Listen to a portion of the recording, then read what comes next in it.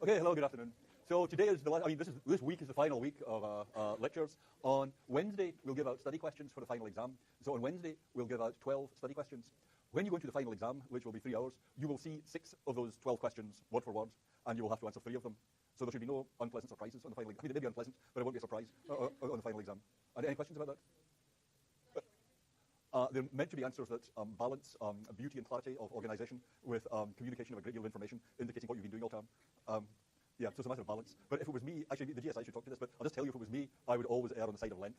I mean, you're trying to show what you've been doing all time. You want to do yourself justice. I will say, I'm always amazed at the 3-hour exam, how many people pack up at the 2-hour mark. I just don't know what that's about. But anyway, any comments, Anthony? About? Yeah. Yes. Yeah, you're risking penalised if you write stuff that is not relevant on that one point. Yeah. Yep. It's the same type. In the essays, you're held reasonably rigorously to this thing of stating your main thesis at the start. I think it's hard to write like that. And again, I don't know if your comments. I don't think we would hold you so tightly to doing that in the essay, in the exam questions. Ideally, it's like that. Get as close to that as you can, but it's hard to do that in exam conditions. And I think, is that right? We would appreciate. Yes, the same type of thing graded a little more leniently. Yeah, that's fair enough. Yeah. Okay. Yes. I can't remember, and honestly, it's hard to give an answer to that. People write so differently. Some people write giant stuff on every second line. Some people write tiny little. So I'm not really sure I can answer that in terms of pages. Do the GSIs have comments? 4 substantial paragraphs. Yeah. 4 to 6 substantial paragraphs. Okay. So today we're looking at Dennett's wonderful article, True Believers, the Intentional Strategy, and why it works. On Wednesday, we'll look at the notion of intelligence as it figures in IQ tests, why it matters, what that's about. The general interest of notions like intelligence for us has to do with, are they causal factors? Is intelligence some quantity you've got that makes you do stuff? Or how should you think about it? Intelligence is really important in everyday life, in the real world. Probably most of you guys have done some kind of IQ test or some related kind of test at some point, and if not already, then you surely shortly will be. But what is going on? What are these things measuring? And how do they relate to our imaginative understanding of one another? Should we think of them as belonging to the scientific understanding of human beings, or do they have something to do with our imaginative understanding of one another? Then on Friday, we'll look at schizophrenia, which is often taken to be, Jaspers took it to be outside the scope of our possibility of imaginative understanding. And we'll look a bit at what science can tell us about schizophrenia and what that implies for imaginative understanding. Today is Dennett's picture of what's going on in common sense psychology, what's going on when we have imaginative understanding of one another. And Dennett's picture here is really kind of strange. It is strange and beautiful. And I want to begin with an example that I think brings out the strangeness of what he is saying. For that reason, it may not be the most immediately comprehensible example, but bear with me. Follow me very, very closely here. Okay, suppose you have a billiard table with a whole bunch of billiard balls on it. The table, as you can see, is, for all practical purposes, frictionless, and the cushions are perfectly elastic, if that's the word I want. Balls just bounce right off them in accordance with Newton's laws of motion, and they will keep going for just months once you have an initial shot. So when you have an initial shot, all the balls start moving in accordance with the deterministic laws of physics. And the system is likely to be chaotic in the sense that very small, in practice, unmeasurable differences in what you do with the initial cue shot will have big differences for what happens later with the balls. So it might be deterministic, but chaotic. Does that make sense? Yeah. You can't predict from any practical measurement of the initial cue shot. Well, there may be small differences that would make a big difference in what's happening later. But the important thing is it's deterministic. Yeah. So suppose you have an initial configuration of the balls, and then you set all the balls rolling, and they roll for months.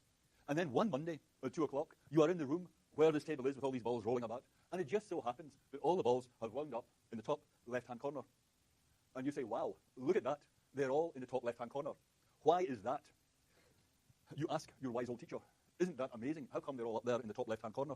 Now, I think given the way I've described it, there are 2 reactions you could have. One is, that's just an accident. It's just a coincidence that they're all in the top left-hand corner. Another thing you could say is, well, look, the whole system is rigidly deterministic. There aren't any accidents. What would it mean anyway, an accident? Nothing random happened. But anyway, whichever you say, it's not like there is a magnet underneath the table. It's not like all the balls are lie on course and there's a magnet under the table pulling them all to the top left. It just so happened that way. So there's no physical variable like an electromagnet under the table that's having large, systematic, specific effects pulling the balls up to the top left-hand corner. So in that sense, when you say it's just an accident, what you mean there is something like there's no physical cause for the balls congregating at one place rather than another. If there was a magnet under the table, then you could pull it round, and now you make them congregate in the bottom left, now you make them congregate in the top right, now you make them congregate in the middle. But that's not what's going on. There's nothing like that going on. That's why you say it's just an accident, even though it's rigidly deterministic. Well, suppose you've got it set up so that you've got an initial configuration of the balls, and you've got an initial cue shot where maybe for weeks, maybe for, 15 or 16 weeks, every time you go past there on a Monday at 2 o'clock, all the balls are congregating in the top left-hand corner. And you say, wow, isn't that weird? How come every Monday when I come here, there they all are, up in the top left-hand corner? Well, again, there's no electromagnet. We just set the system up so that that's what happened when you got the initial cue shot. There's still nothing like the magnet here. There's no physical variable with large, systematic, specific effects. So again, you can say, how come every Monday they're right up here? And your wise old teacher says, what does the wise old teacher say? Well, listen, grasshopper, it's just a coincidence. And that's consistent with saying that the whole system is rigidly deterministic. It just so happens that they're all winding up there on the left. Okay. Well, now suppose that this system we're considering is not billiard balls. Suppose it's us. Suppose it's human beings. Suppose it's the people in this room right now. Now, suppose we view each other as physical systems, right? So, actually, you know Martian psychologists. Martian psychologists, we've talked about them before, but I thought you might want a picture. They're incredibly clever. They scan us as physical systems very easily. So our physics, our movements, don't present any more of a prediction problem to them than the behavior of billiard balls does to us. So they look at us as physical systems, and maybe they're so smart. Their brains stand to ours somewhat as ours stand to ants' brains. They just glance at us, and they use our movements as exercises for their physics classes. They say, predict what this system is going to be doing. Predict what's going to be happening. It's never occurred to them that humans are conscious. I mean, they just think, look, soft, squashy things like that couldn't possibly be conscious. But they can view us as physical systems. They see us right now, and a Martian physics student says, look at that, wow, they're all got into the same room. Why did that happen? And the wise old teacher says, well, grasshopper, that's just a coincidence. You could predict that that was going to happen. Maybe it's deterministic. But there's no deep explanation here. It's not like there is some magnet. It's not like everyone in the class has an iron core and there is some magnet drawing us all here. It's just an accident. There's no physical control variable making us all come right back here. Now, as I said, the Martians, treating us just like billiard balls, can maybe predict everything that's going to happen just as well as we can predict what's going to happen with billiard balls. There is, though, something that we get that the Martians miss. We've got something like where and when we all said we'd meet. And that really does have a big impact. If we had said, well, we'll meet on Mondays at 3, we'd all be here at a different time. If we said we'll meet on Tuesdays at 4, we'd all be here at a different time. That's like the electromagnet. If that had gone differently, then the outcomes for where we all congregate would have been different. Since the Martians don't think of us intentionally, as Dennett says, they don't take the intentional strategy, there are patterns in our behavior that are just mysterious to them. The Martians are missing something perfectly objective, the patterns in human behavior that are describable from the intentional stance. And in our terms, what he means there is using imaginative understanding. That we predict, I mean, the only reason we all show up right now is that everybody thinks that everybody else is going to be there. We think that's when we're all congregating. So we can predict these things, but the Martians maybe can't. And suppose you think what the calculations are that a Martian student is going to have to do to predict where we'll all be at 2 p.m. next Monday. Actually, that's not a good example. Where we'll all be at 2 p.m. on Friday, right? That the Martian's got to take every individual in the class, predict their physical movements between now and then. So everyone's moving all over the place. Some of you guys will be getting on planes, everybody's traveling a bit, and they've got to predict where you go to all these places. And they can predict that. You can do that in principle physically, if you're smart enough, you've got enough data. And they predict, wow, look at that. My prediction says next Friday, they'll all be right back here. Isn't that weird? Isn't that wild? It just keeps happening. Look at that. There is this pattern in the data. Because we think in terms of human psychology, because we think in terms of each other's minds, we have these predictive powers where you can say, yeah, most of us will be right back here on Wednesday. Most of us will be right back here on Friday. And the Martians would say, wow, that is amazing.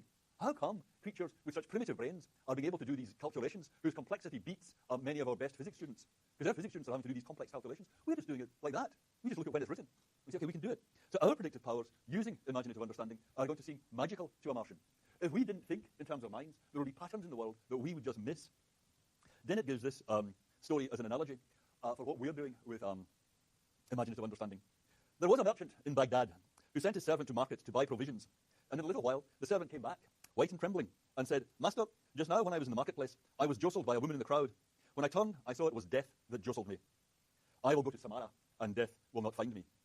That sounds like a good idea. But then the merchant went down to the marketplace, and this is spoken by Death, and he saw me, Death, standing in the crowd. And the merchant came to me and said, why did you make a threatening gesture to my servant when you saw him this morning? And Death said, that was not a threatening gesture, it was only a start of surprise. I was astonished to see him in Baghdad, for I had an appointment with him tonight in Samara. That's from Somerset Maugham. It's kind of obvious what the point of that is. Right? The point is, Death doesn't know the causes of things. Death doesn't know what makes what happen. Death doesn't know what made the merchant servant go to Samara. Death doesn't know that it was her own gesture that made that happen. So Death doesn't know the causes of things. But Death, nonetheless, has an appointment book that can be used to predict everyone's movements. Now, that seems kind of magical. You've got this appointment book that's got nothing to do with the physical causes of things. But it's nonetheless giving Death ways of predicting where people are going to be. And then his point is, if you think of people only as physical systems, then our predictive powers seem like Death's. The fact that we can get it, that we're all going to be right here, or most of us are going to be right here on Wednesday or Friday or whenever, that is us seeing a pattern in things that seems completely invisible to someone who's only a physicist, to someone who only views people as biological systems. So imaginative understanding lets us get onto patterns in human behavior that would be completely invisible if you had only a physical understanding of human beings. Are you comfortable with that? Yes?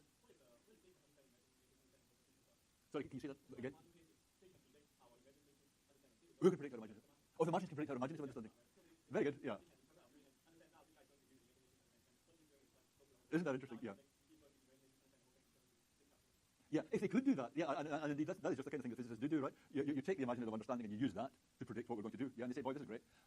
That still wouldn't tell them how we are able to do this, yeah, unless they got onto it that we had minds. Yeah. The point here is, it's a natural idea that the reason we need to think about people in terms of their minds is that we don't have that good an understanding of people as physical systems. Yeah? If you don't have that good an understanding of something as a physical system, it's very natural to think of it as having a mind. So if you don't understand the weather, how the weather works very well, when you say things like, well, the gods are angry, or the gods are smiling on us, and you think in terms of the weather, in terms of the dynamics of the gods, mental lives, or if you're trying to get your computer to work, you say, this stupid thing, you treat it as if it's trying to help you or trying to thwart you. You treat it as if it's got a mind. Because you can't do the physics directly. So it's a natural idea. If you could do the physics directly, all the stuff about the mind would drop out. Yeah? Dennis' point is that's not true. Yeah? And your answer there actually goes along with that, because it's saying if the Martians could use the physics to get onto us having a mind, then they could go via that to do predictions. Yeah? But that actually just gives Dennis everything he wants. Yeah? Because it's only going by way of the mind. Yeah? Yep. Yeah.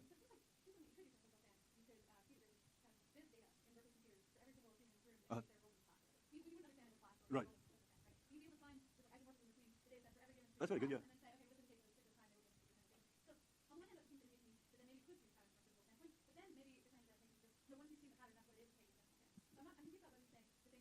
Yeah. It's a really interesting example of that, right? It's clear what Antoni's saying, that if you've got that very physical, very data in the Berkeley computers and the admin computers, then you could use that to predict what everyone's going to be. Right, and you might say, well, is that what causes it? Is that what's making it happen? Well, let's try fiddling with it. Yeah, and of course it doesn't, right? It doesn't work. But you're right, there could be that kind of physical correlation, but it wouldn't necessarily give you a cause of what was going on. Yeah. And so someone over there. Yep, yeah. Yes, that's interesting, yeah, yeah. Yeah, no, it's also true that there can be that kind of error in our ordinary understanding of one another. You know, you can say, well, I thought you were going to be there. I was relying on you being there. You know, people let you down, well, me down the whole time anyway. Yeah, yeah. So there is that error in the imaginative understanding anyhow. Okay, so you see the idea of the patterns there that are visible, if you think in terms of people having minds, that are just invisible. You can't understand their significance if you don't think of people having minds. How do you feel about that? Put your hand up if you're comfortable with that. If you're not comfortable with that, if you don't know what I just asked, if you know what I'm talking about, okay, okay. Here's another way to get at the same thing. I think a lot of scientifically minded psychologists, and certainly a lot of scientifically minded philosophers, have thought, why should we talk in terms of minds at all? It's not really that good an idea to talk in terms of minds. Most of the phenomena that human beings exhibit, we don't really know how to understand. Take things like, why do people sleep? Why do people dream? Nobody really knows. What's going on with people who have psychiatric disorders? What's going on with schizophrenics? How can we explain them in psychological terms? Well, we can't. There's tons of stuff that ordinary human psychology just doesn't explain at all.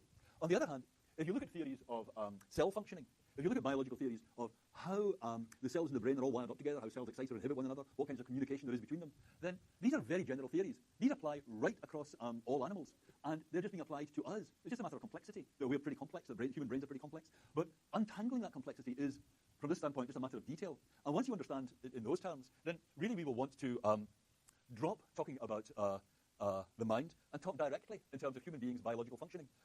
A student I had last year from Shanghai said that when he went home, he finds that all his friends talk about things like endorphins, you know, really stimulates my endorphins, and their feeling is that this is being very scientific, and he's really not sure what to make of this. Paul and Pat Churchland are a married couple of philosophers who, for decades, have said we should abandon talk about the mind. It's getting us nowhere talking about the mind. We should be trying to talk directly in terms of brain function. This is from the journalist who was interviewing them for The New Yorker. Paul and Pat, realizing that the revolutionary neuroscience they dream of is still in its infancy, are nonetheless already preparing themselves for this future, making the appropriate adjustments in their everyday conversation. One afternoon recently, Paul says, he was at home making dinner when Pat burst in the door